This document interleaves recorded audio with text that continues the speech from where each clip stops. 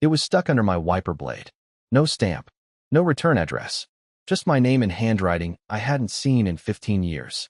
I froze in the parking lot, right outside the diner where I eat alone every Thursday night.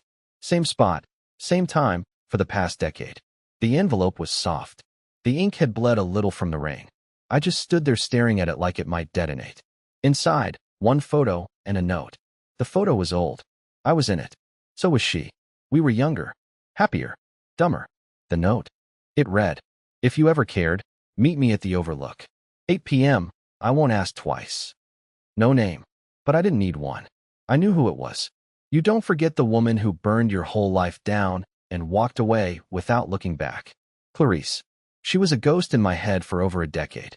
And now, suddenly, she wasn't. I didn't know if I wanted to scream or cry or just get in the car and drive until my tires gave out. But I didn't do any of those things.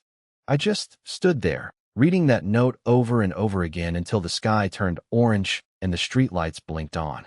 15 years. 15 years since she packed a bag and disappeared into a man's car that wasn't mine. 15 years since she left our house, our life, our marriage, because she wanted something more. And that something more turned out to be another woman's husband. A secret I wasn't supposed to find out. But I did. And now, just when I finally rebuilt, she wants to see me? Why now? Why after all this time? Why after what she did? And most terrifying of all, why did I feel my hands shaking like some lost boy hoping for closure? I told myself I wasn't going. I told myself I burned that bridge long ago. But by 7:45, I was already driving up the hill. The same one where everything once ended. And I had no idea what was waiting for me at the top. The Overlook hadn't changed. Still smelled like pine and gasoline. Still had that one broken bench with the initials carved into it. J+R, 2009. I parked 2 rows behind where I used to sit alone during those first months after she left. Yeah, I used to come up here. Pathetic, right? Like some stray dog hoping she'd drive by and regret it all. The wind picked up right before 8 o'clock. I sat in the car, engine off, keys in my lap. And I told myself I wasn't getting out. I told myself this was a trap, not a literal one, but an emotional landmine wrapped in lipstick and silence. And yet, I got out anyway. I didn't see her at first. I actually thought she stood me up, and I won't lie. I felt relieved. But then I heard her heels click on the concrete. Slow, deliberate, like she knew exactly what kind of impact she was about to make. And there she was, Clarice, 15 years older, and somehow exactly the same. Her hair was shorter, darker, maybe dyed. But her eyes? Same ice-cold blue.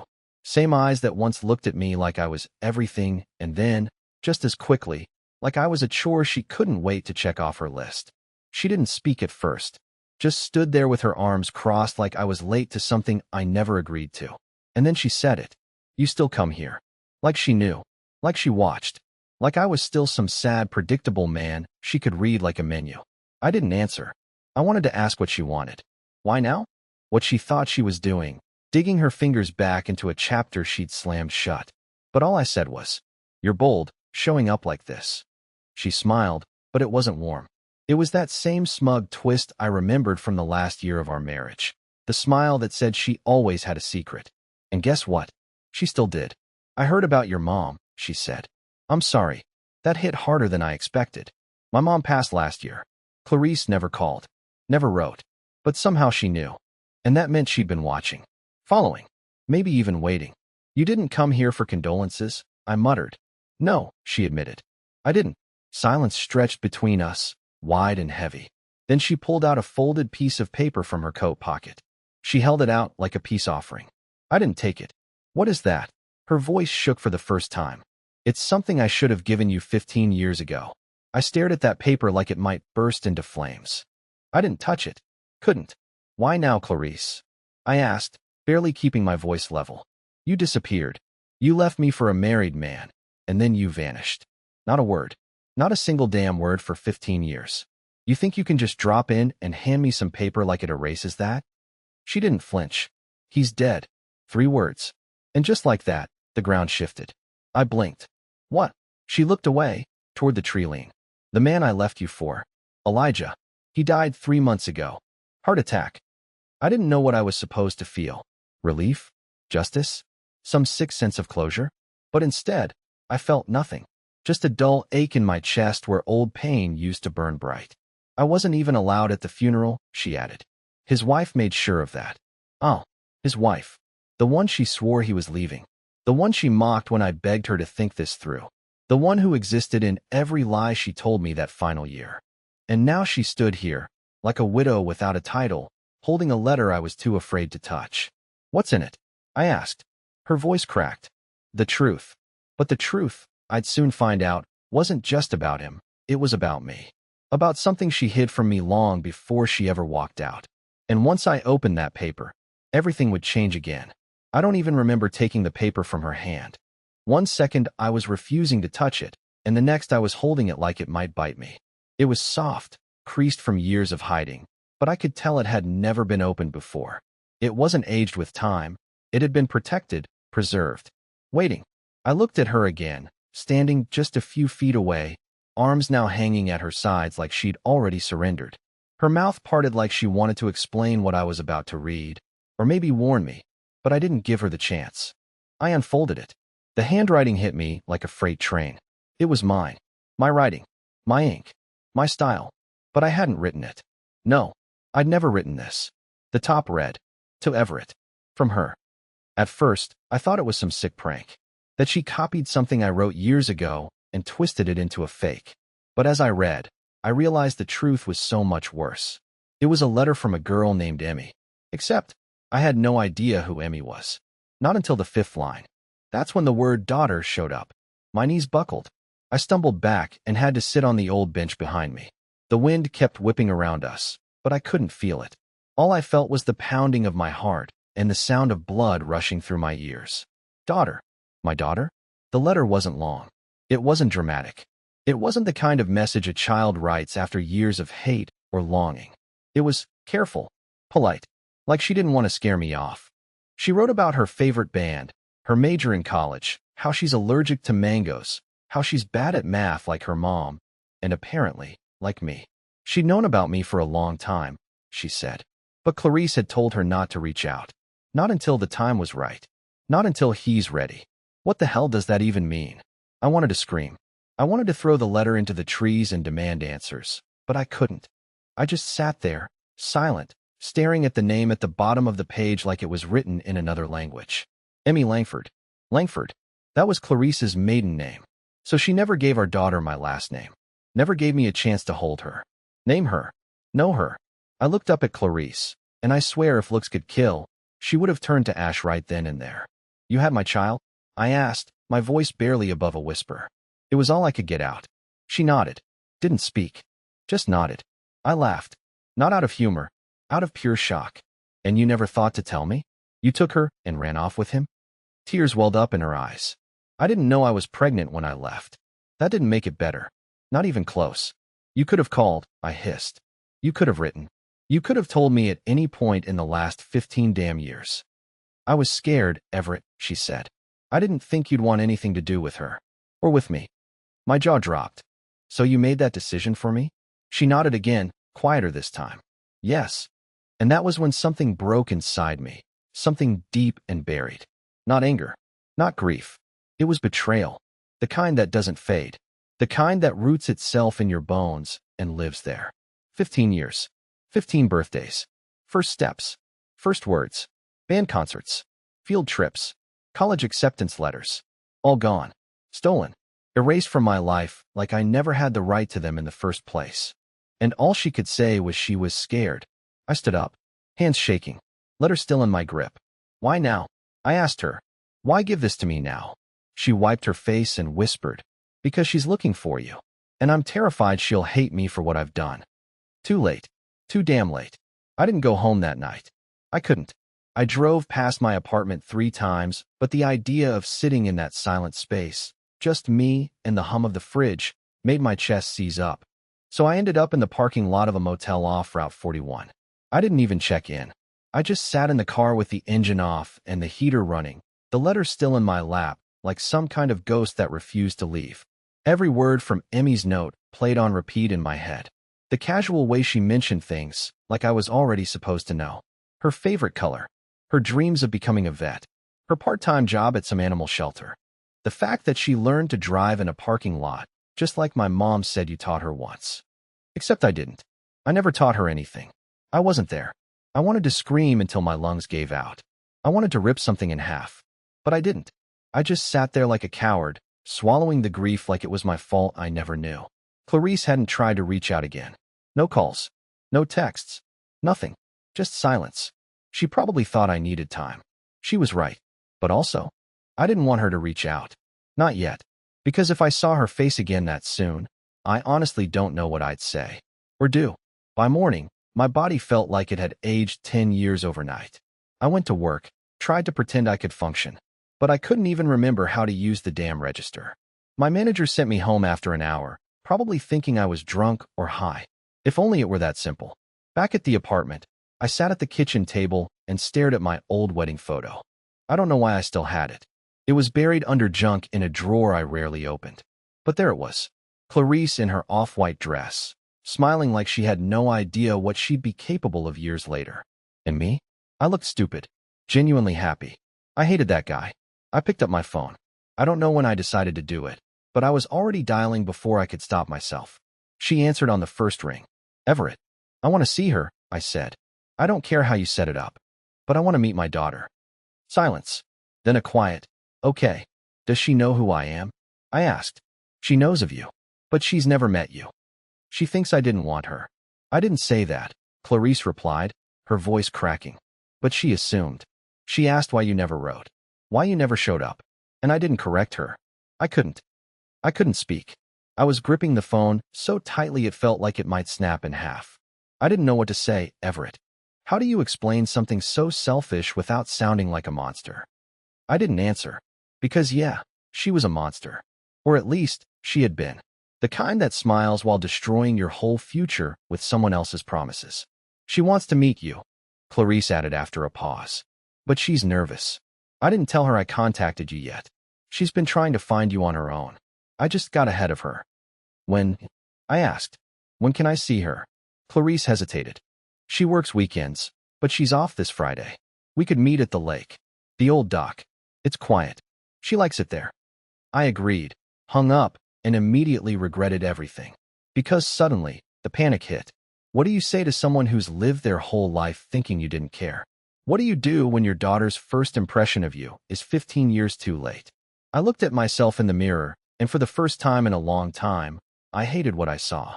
Not because of the aging lines or the tired eyes, but because I didn't even know who I was anymore. Not a husband, not a father, just a man who got left behind. And in 3 days, I was supposed to be someone's dad for the first time, with no script, no preparation, and nothing to offer but guilt. Friday came faster than I expected, but every hour felt like a week. By the time I pulled up to the lake, my palms were sweating so badly I could barely grip the steering wheel. I sat in the car with the engine off, watching the dock through the windshield like it was some kind of stage, and I was about to walk on with no lines, no costume, and no clue how the play ends. Clarice was already there. She stood near the edge of the dock, arms wrapped around herself, wind blowing strands of her hair across her face. She didn't wave, just nodded once, slow, like this wasn't surreal for her, like she hadn't stolen a decade and a half from me. Then I saw her. Emmy. She was leaning against the railing with her back to me, kicking the side of her sneaker against a post. Black hoodie, faded jeans, her hair pulled into a messy bun.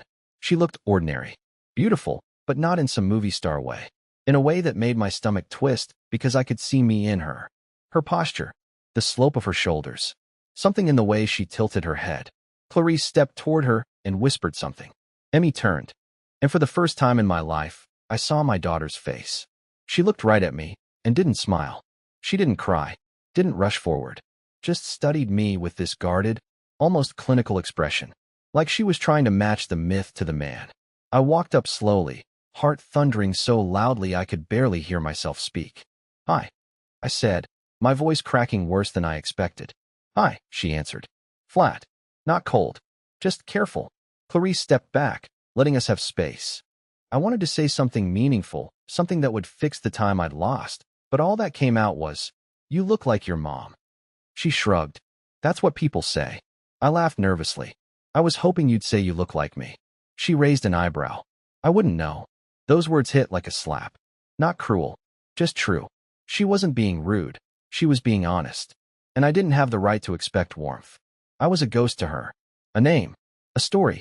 Maybe a disappointment she spent years trying not to think about. I swallowed hard. I didn't know. I swear to you, Emmy. I didn't know about you. I figured, she said. I mean, I hoped. Because if you did know and still stayed away. Her voice cracked, just barely. I stepped closer. If I'd known God, I would have moved mountains to find you. She nodded slowly but didn't say anything back. Clarice stood behind her like some worn-out shadow. She looked away when I caught her eye, and good, because I didn't want her anywhere near this moment. I turned back to Emmy. Would you ever want to talk? Really talk? Sometime? She hesitated. Then, with the faintest trace of emotion, said, maybe. It wasn't a yes, but it wasn't a no. And somehow, that tore me up more than anything else had. I stayed at the lake long after they left. Emmy had said she had to get to work, and Clarice walked her back to the car like everything was normal. Like this wasn't a life-altering moment for me. For us. They drove off without another word, and I just sat on that splintered dock bench until the sun disappeared behind the trees. I should have felt peace. Closure, maybe. I met my daughter. She didn't scream. Didn't run. That should have been a win. But something about the whole thing, it didn't sit right. There was a crack in it. Like a glass surface with a hairline fracture I couldn't quite see yet, but I felt it. In my gut.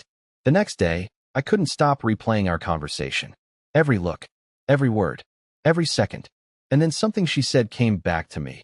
Something small, almost throwaway. She'd mentioned taking care of her little brother. At the time, I didn't even catch it. I was too focused on breathing through my panic. But now, sitting alone at my kitchen table with the letter still folded beside my coffee mug, that word hit me like a truck. Brother. Clarice only had one child when she left me. Emmy. I knew that much. She was barely a few weeks pregnant, by her own admission. So who was the brother? And more importantly, whose was he? I tried not to spiral. Maybe she remarried. Maybe she had a second kid with someone else. None of it was my business, right? Except it was. Because this wasn't just about me and Emmy anymore. This was about what Clarice hid. Again, I broke. I picked up the phone and called her. She answered after a few rings, voice cautious. Everett, I need to ask you something, I said. And I need the truth. All of it. No more edits. No more I didn't want to hurt you crap. Silence. You told me you didn't know you were pregnant when you left. Yes. And you told me you raised Emmy alone. I did. Then who was her brother?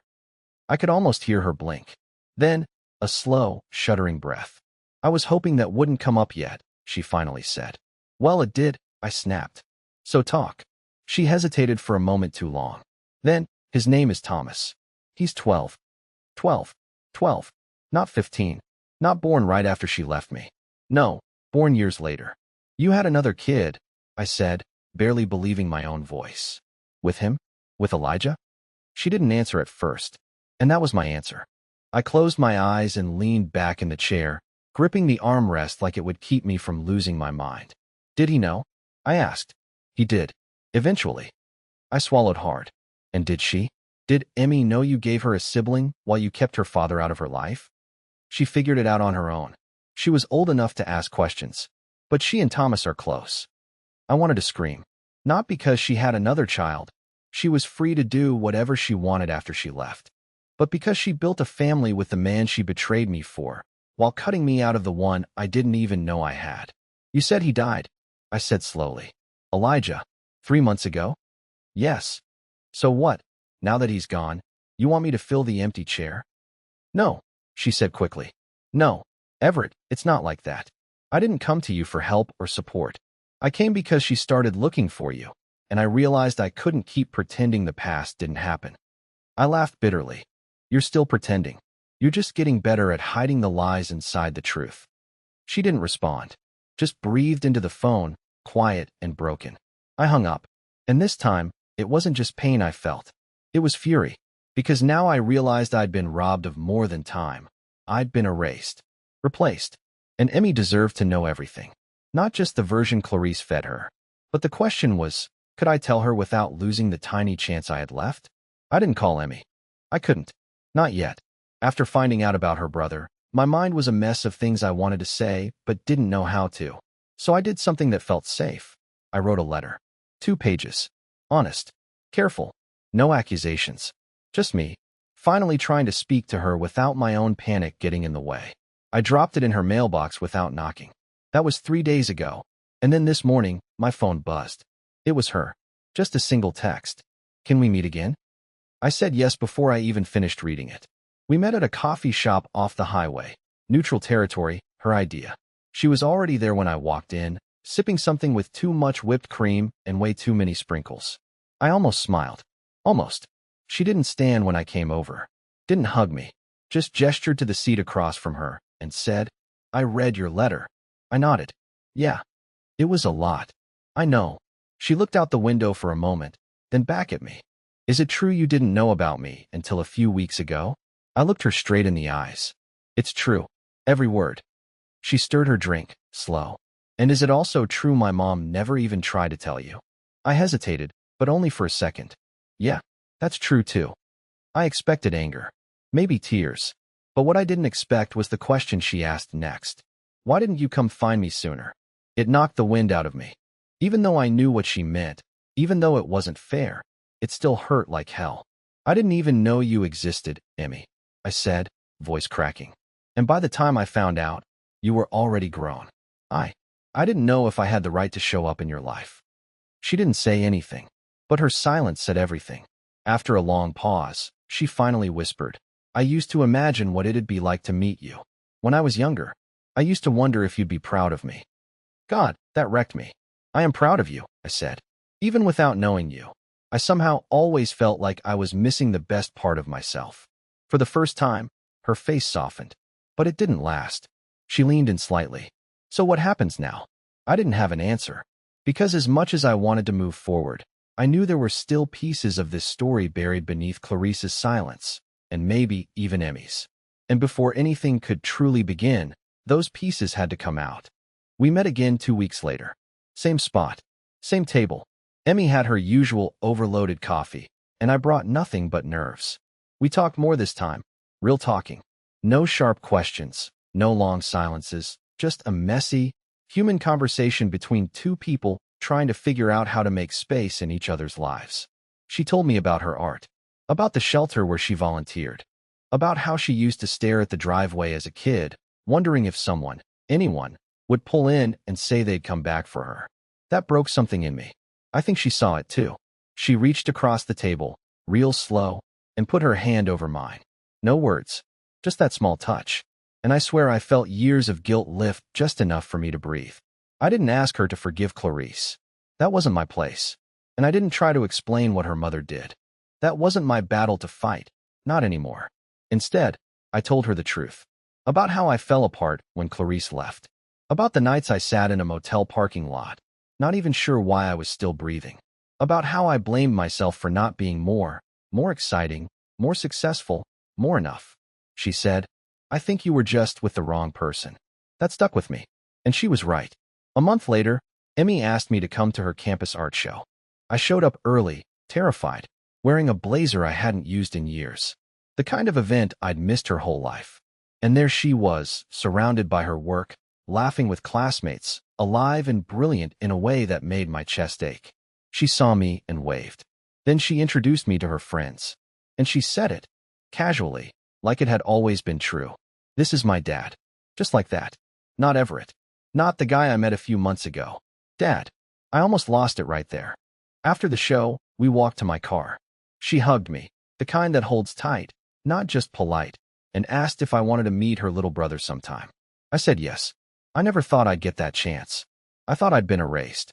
But here I was, being drawn back in by the one person I never knew I needed most. I still don't speak to Clarice much. And that's okay. Some stories don't need a perfect ending, just a new beginning. And somehow, against all odds, I got mine.